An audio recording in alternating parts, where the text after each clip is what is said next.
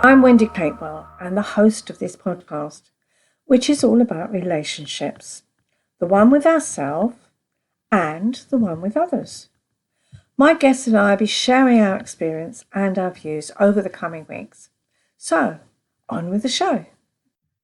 So my guest today is Calandra Balfour. She's a wellness expert and a sex educator. Come and introduce yourself to the audience, Calandra. Oh, thank you, Wendy. Thank you so much for having me on the show today. So yes, as you said, I'm a wellness expert. So I have a background in neuroscience, NLP, coaching, but I also happen to own sex shops, and I'm a sex educator. So I've been assisting people with their sexual desires and wants and communication for over 16 years now. So lots and lots of experience. Yeah, very much so. And I think that's wonderful because people don't like talking about sex. I find if I mention that word, sex, or I ask people when I meet them, my clients, what's your sex life like? Or you start talking about sex. I've had many in their 40s hide behind cushions because they just couldn't even talk about it. And they're all embarrassed. And okay, I get it because I'm older and I'm a stranger. But, it's so weird, isn't it? That Brits quite often don't talk about sex. Oh, they don't. And there's all this, yeah, they really do. It's a really taboo subject. And often when I'm in a group professional setting, I sometimes need to do a little bit of I just want to let everyone know that I work in the adult industry and you may or may not be all right, but is it all right if I talk about it? I have to kind of do this little preamble just in case I might offend somebody. When I'm talking about something, we literally wouldn't exist if it wasn't for sex. It's the most natural thing to do after breathing and eating. And then we wouldn't exist if it weren't for it. But the amount of taboo and shame around it is incredible, and that's what I have to deal with on a day-to-day basis. And I think it's great that you do, because I think and we need people like you around who can really talk about it and help people open up about it. I think it's so needed. Like I've said my bit, haven't I? That people just don't like talking about it. You go, and go childlike. It's very odd. So tell me a bit more. What do you think it is? Why do people stop having sex? Why is it? What gets in the way? Oh, what doesn't get in the way? Everything does. I mean, I'm married. I'm in a long-term relationship with my husband, and I own the shops with him. So we're both in the same industry, very open-minded and liberal. But even we have gone through stages of not having sex. So it happens to everybody for all sorts of different reasons. It might be having kids. That's the classic passion killer. If you're tired, if you're working hard, there might be the lack of novelty. Sometimes there's no other reason other than you've just been having sex with the same person for a really long time, and it just doesn't seem as fun, as exciting as it did when you first got together. It can seem a bit automatic, I guess. Yeah. And then but it all often comes down to the same thing, which is communication. And I'm often asked by customers, what's the best sex toy? Talking is. It really is communication. Yeah. And I think in a relationship where the sexual spark has died a little bit, we can all go into ourselves about why that is, but really, you need to talk to your partner. You need to appreciate them, as well as going, hey, what, you can be like, hey, why aren't we doing this anymore? This is a thing that's going wrong. Or you can be like, hey, I really love you and I really fancy you, and let's have some more sex, because I remember that being really fun, and that was one of the things that we really enjoyed doing when we got together, so let's have some more of that. So there's different ways of communicating as well. Yeah, definitely. And I think the thing you talk about the children, I think the first thing is if a woman becomes pregnant, then yes, some women hate being pregnant. They don't like the way they look, they don't like the way they feel.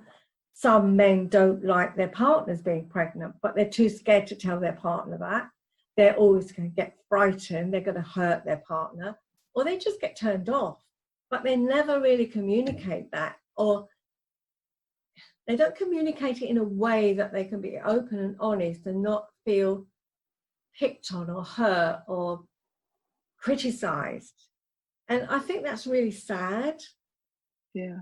And I think then you go after you've had children, I mean, immediately afterwards, you kind of, well, your body's been battered anyway, especially in that area. And you're absolutely knackered because you're getting no sleep at all. Yeah. So, and then I think from a woman's point of view, if she's just had a baby, a few weeks, she's thinking, no way do I want to get pregnant again, so don't come near me. That's the other thing that I hear often. So there's a lot around that, isn't there? And that time. So much, and there's a shifting role as well. When we've gone from this, goddess woman partner, it's sex appeal, to being a mum, an earth mother, and having our child, and maybe that's a completely different person from the person that was before. It might not be, it might be the same one, but it might not be. And it's like, whoa, hang on a minute, I'm doing this, like I can't be that yet, or that's a different me. So people do transition into different roles, and it takes time to find your feet and marry those two things up again. And there's just I think women feel a lot of pressure about having sex after having children as well. Yeah, and I'd sum up the way you talked about changing that role is that from being the tart in the bedroom to the Madonna mother. Yeah. Okay. And either partner can feel that way. That, oh gosh, I've changed roles and I'm this mother, or their partner can feel, well, she's just changed, and what do I do? And feel excluded. I think often the partner can feel so excluded because that little bundle of joy is so demanding, and they're pushed at the background, aren't they? Well, hang on a minute, I was the most important person in your life, and now this little tiny being is demanding all of your attention, and I'm being rejected. And there's all of that, isn't there? Yeah. You forget why you got together. Yeah. And if you do have any time to yourself, you probably just want it for yourself and not have to hand it over to someone else or share it, and and have sex. You just want to not have a little baby hanging off your body for a little while, to just have a bath, or I've got 2 stepkids. I haven't had children of my own, and my stepkids, I started bringing them up from 6 onwards, but my friends of mine with babies, and of course the customers who come into the shop, all say all of that. So just being able to go to loo in peace is wonderful. Demanding the door open or pushing it out, all of that, isn't it? Quite funny. But yes. So those are some of the things that might get in the way, and then there's work, and there's stress, and there's being tired, and there's making time. It might be kids who are older, who are like little mini detectives who can hear anything that's not normal. You know, they can find things, they spend their time, if there's a sex toy in the house, a 7-year-old, 8-year-old will find it in record time. Yeah. And then there's just things like, I'll come back to being tired and just different schedules. We all have a natural rhythm in our bodies. So, for example, I'm more likely to feel horny in the mornings, in the evening, not me. I've had my dinner, I want to get into bed, I want to be chill. But so for me, my sexy time is in the morning, whereas, and that might be at a different time to my partner. And trying to marry up those two, even just not acknowledging that can cause problems, because it can be my partner can come to me in the evening like, hey, and I'm like, oh really? I want to read my book, and from his perspective it might be a rejection. And the same for me in the morning, a little, hey, what are you up to? Oh, I'm at work, I'm working. Why, what do you want? Oh, okay, again. And then I've been rejected. Whereas sitting down and communicating, okay, so we get horny at different times, what are we going to do about it? Is there a different time, or do we need to plan it? How are we going to meet at a time that's great for both of us, instead of entering this cycle of rejection and then blame and all of those really unsexy adjectives. Yeah, I think that's so true, isn't it? It's so much misunderstandings and not talking about it, as you say. We have different sex drives, we have different times, as you say, when we're feeling horny, all of that, and yet people don't talk about it, and then they feel that rejection. And if the woman, I think there's one, the classic that I hear so often is, she's doing the cooking, he'll go up behind her, touch her bum affectionately, she's, get off, that's all you ever want me for. But how many times I've heard that? And, that really creates the rift, such a big rift. Yeah, such a big rift. And the resentment can just, resentments are horrible little things. They're like little pets. They just, and then they grow bigger and bigger and bigger, and they can just, a really little thing, if it's not sorted out, can these are the sorts of things that break relationships, really. These misunderstandings, as you said, where oh, you don't find me attractive anymore, I tried to have sex and you weren't interested, you don't fancy me, you don't love me, you're not listening to my needs. They can all become snowball really quite big things when it's just just a little conversation would sort that out. The one thing I picked up on there was really interesting when you were saying that you used the word you, and you said you don't care about me, you don't. And I think that is that word, if you just change it around to I feel unloved, I feel unattractive, that makes such a difference, because as soon as you start that pointy finger, when that's out, you are not going to get anywhere apart from aggression or rejection or stonewalling. And I think that you brought up a really good example there of what people do. You did that, you don't, you. Oh, it's awful. And I do it myself. I've done it myself. We're all guilty of it. As soon as you say, I feel that way, or I feel unattractive, or I feel you don't fancy me anymore, or I feel that we're not talking, it's so different, isn't it? Completely different. And it's something I certainly talk to my clients about. Just put that pointy finger away, sit on it, whatever you need, but it's horrible. Yeah. Yeah. Prodded. And I know we had a little conversation before we pressed the record button, and we were talking about how for human beings physical intimacy and physical touch is just so important. We can't survive without it. And often that's what we, that's what we need. That's what we need. That's what we crave. That's what we should be showing our partners. That's what we should be getting from our partners, present or future. And, how do we go about asking for that? And, we were talking about that being the kind of the soul side of sex, which is the most important. But then there's also the really fun side of sex, the playfulness, the experimenting, the discovering somebody's body. And, all of those things combined can really, well, they give loads of pleasure for a start. So what great reason to do it. And people forget, I was going to say, people forget that they think that their genitals are their only erogenous zones. Yeah. That's sad, isn't it?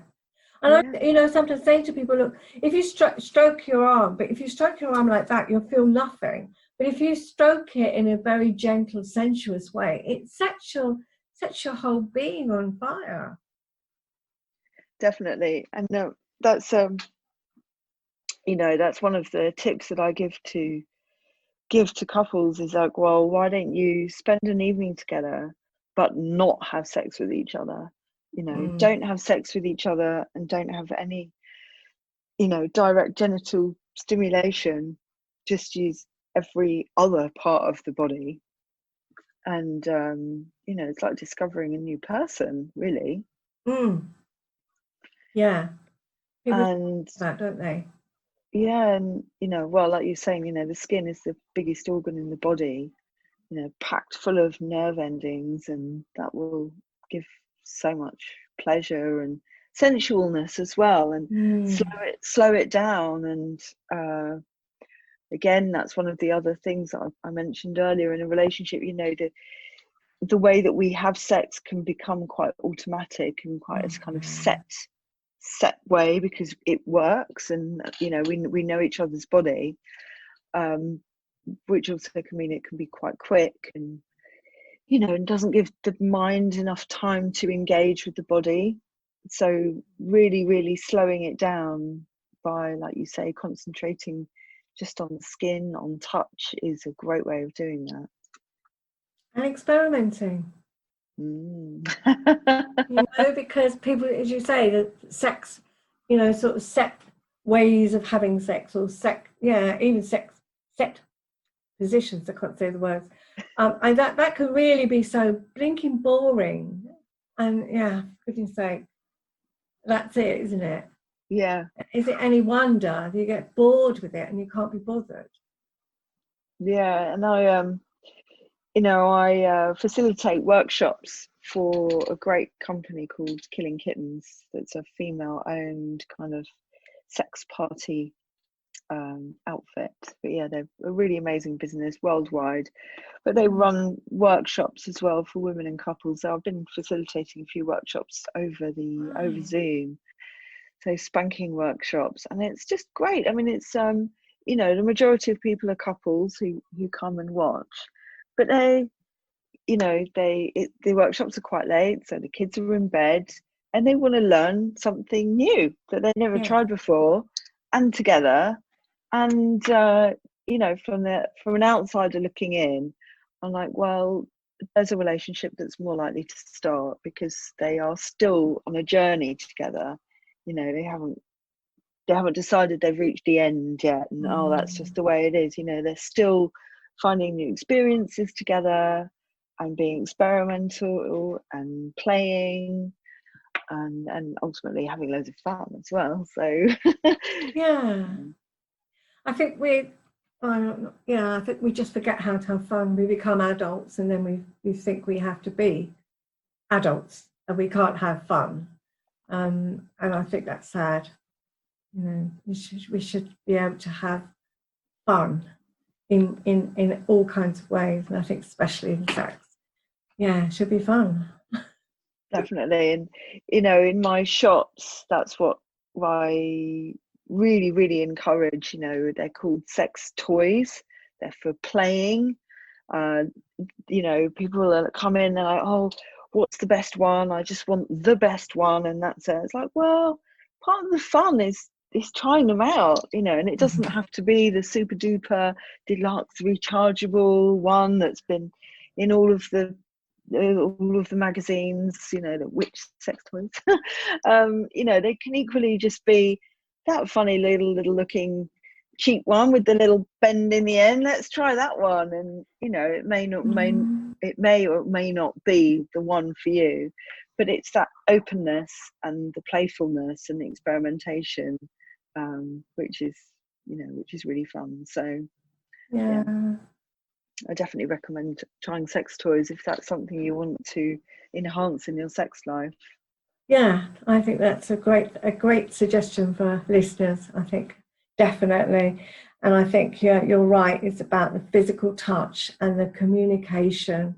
I think there's all such important things that people forget. They just forget how to do it, or can't be bothered, or other stuff does get in the way. I agree. Yeah, but and yeah, relationships aren't just a smooth ride; they're a roller coaster. And they go up and down, and we hit those bumps in the road, and it's whether or not you're able to communicate with each other and be open and honest. And it, you know, to me, that is allowing yourself to be vulnerable, which then creates the intimacy, which is, you know, that's when you really got it good, when you could be that open and honest with each other. Definitely. And I think even that word vulnerable is quite loaded. You can make it seem like you are opening yourself up, but I don't know, there's something about that word which can almost make it seem like quite weak if you're being vulnerable. Yeah. But it isn't, you know, there is so much strength in opening up and being yourself. And you know, there's so much like, oh well, I don't want to be vulnerable because then I might be taken advantage of, but you can't, because you're just being you. And if you're not open and say what you want when you want it at all times to everybody within reason, then what kind of life are you making for yourself if you're not asking for that? Yes.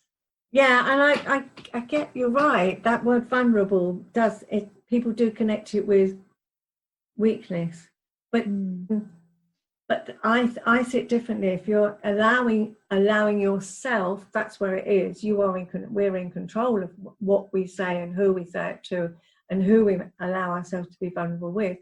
But when we're doing that, there is a real strength. We know we're in control, and so you have to have that strength and know yourself really well to allow that. Otherwise, you will feel real weak, because your sense will be that someone will, they'll take advantage of us. Yeah. And I can remember as a child that happening to me, and even as an adult, if I shared something, somebody would then use it against me, and that I can see that side of vulnerability. But then that's if we allow them to use it against us.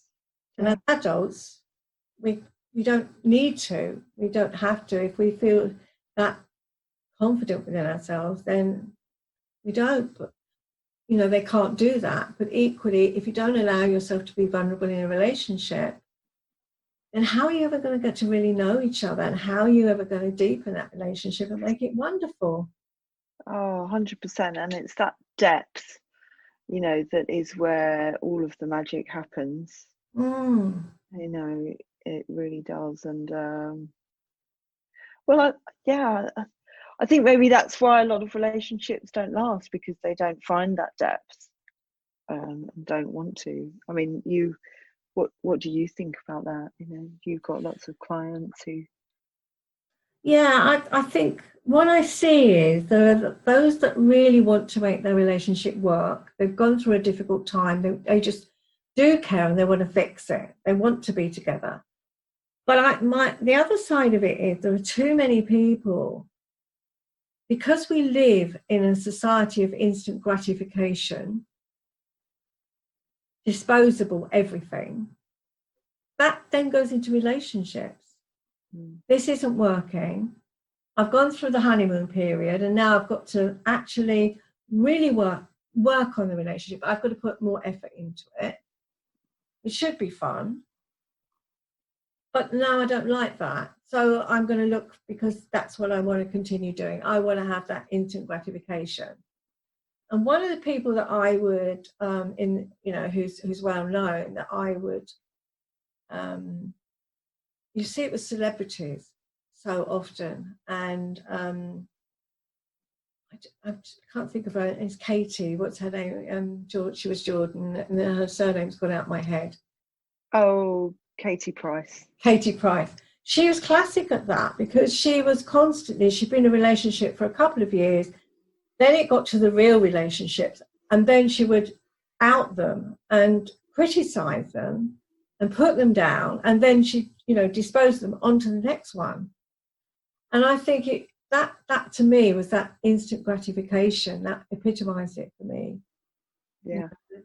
Just, well, hang on a minute, the pheromones have stopped working. We've gone through the honeymoon period. We're actually realizing that, and we're with a real person who is probably a bit smelly at times, picks their toenails in front of the TV, whatever else. But but that's the real person, because and some of the facade has gone at the beginning of a relationship, after then, hasn't it? You're on your best behaviour when you first meet someone, to a degree. And that's when the real relationship starts. And then they go, oh, well, no, I don't feel that. I don't feel the pheromones aren't doing their bit anymore. All those lovely hormones are not working as readily as they were. So I must be in the wrong relationship. That's it. I'll find someone better. Yeah, and do you know what? It's funny you say that. I mean, I do actually see that quite a lot in some of our, male customers who do find themselves and get themselves in an awful situation where they are, and I think it does. I think it does apply more to men than women, where they will be in a relationship and maybe kids will come along. They are not getting some of their sexual needs met at home, and so they start getting them extramaritally, either generally through sex workers, in a kind of belief that a belief through that, because it's a transaction and because there's no emotional attachment, it's not quite as bad as cheating as if they're having an affair. And they're not looking for an affair, they're just looking for some of their physical needs met, but they are feeding into that instant gratification loop, where they are having quite thrilling sex, which is novel, with somebody, so they're also sexually satisfied, and then not really there physically for their partners at all, and not getting that novelty and instant gratification from that relationship as well, and finding themselves in a bit where, maybe this relationship isn't for me, they're not really putting anything in, and I see that quite a lot, I really, really do, and it's a tricky one to get out of, really. Yeah, I think once you get in that loop, then I think you're very hard to get out of it, I would agree. So, yeah. Wow, well, we've covered quite a lot today, haven't we? So, yeah. I've really enjoyed our chat today. I hope our listeners do too. So I'm going to ask, what is one thing that you would, something that someone can take away and put into action now? What is the one thing that you would say that they should do? Wow, I would say, so is there, speaking to our listeners, so is there something that you have wanted to try that you just haven't told your partner about? Or is there something you wanted to try for yourself, that might not even involve a partner if you're not with somebody? And what are you going to do to ask for it? I want you to think about that. And how will you ask for it? How will you get your personal satisfaction and your needs met? Because the people around you aren't mind readers.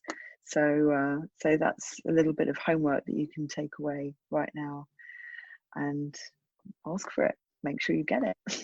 Yeah, definitely. I love that. It's really good advice. I like that one.